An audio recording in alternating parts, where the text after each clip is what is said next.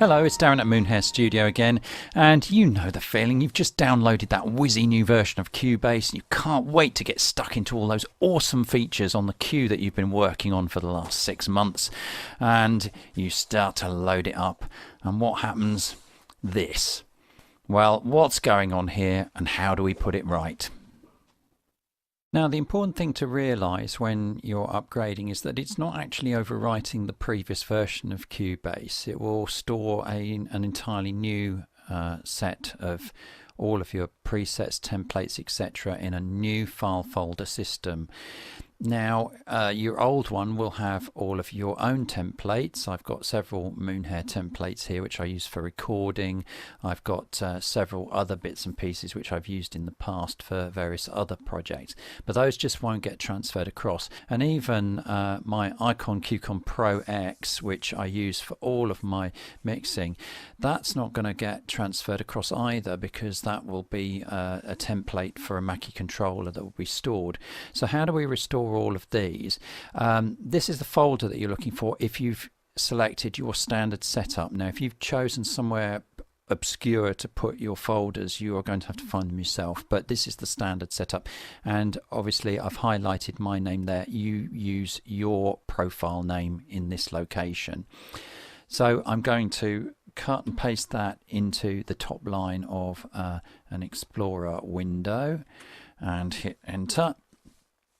And then we're into the Steinberg folder, and you can see I've got several versions, previous versions of Cubase here, including my last one, which was 9.5.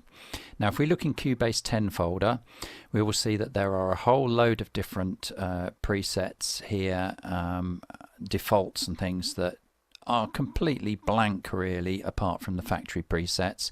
Likewise, we've got a presets folder, and we've also got a templates folder which is currently empty. Now, what I would suggest before you make any changes is that you copy all of these, and you can do that in whatever way you like, but I'm going to hit shift and click on my mouse. I'm going to copy all of these, and I've set up a template folder here on my screen, and I would just paste them into that. So I've got them all there. If I need to go back, if something goes horribly wrong, you don't want to just delete everything, otherwise you're going to have to do a complete reinstall, which is a pain. But once you've done that, and that is only a backup really, you go into your previous version of Cubase, so the last one that you were working on, and copy all of these, go back into our Steinberg, into Cubase 10, and we'll paste them in here. So if I hit paste, it will ask me if I want to replace the files. Skip, let me decide. I'm going to replace all the files with the same names, so we'll click on that.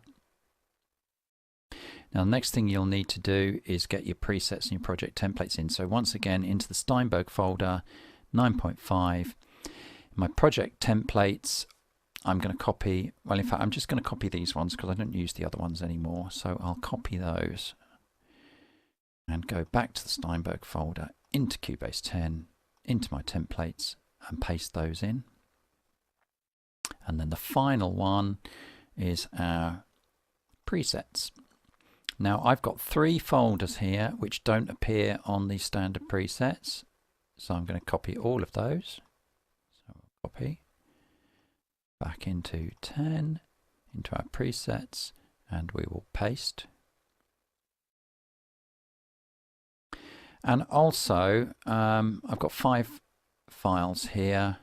I'm going to have a quick look at 9.5 in my presets, and I can see that my quick controls, which I've been using recently, is not in there. So I'm also going to copy that across. You're basically just looking, contrast and compare, find out what's there, what isn't, and paste those back in. Right, so we're going to close that down now.